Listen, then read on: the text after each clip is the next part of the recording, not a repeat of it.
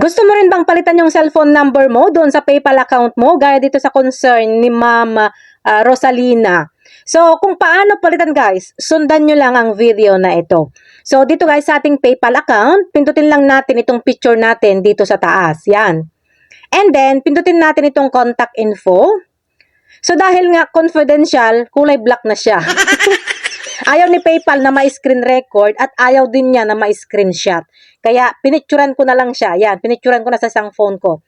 So, ganito guys, yung makikita ninyo pagkatapos nyo pindutin yung contact info. Pindutin lang natin itong see all dito sa my phone number. Yan.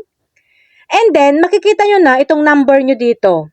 Para ma-delete natin itong lumang number, kailangan mo muna mag-add ng bagong number. So, pindutin natin itong add phone number. At ganito guys yung makikita ninyo. So, dapat mobile lang siya. Mobile ang ilagay nyo. Tapos, ilagay nyo na yung bagong cellphone number nyo dito.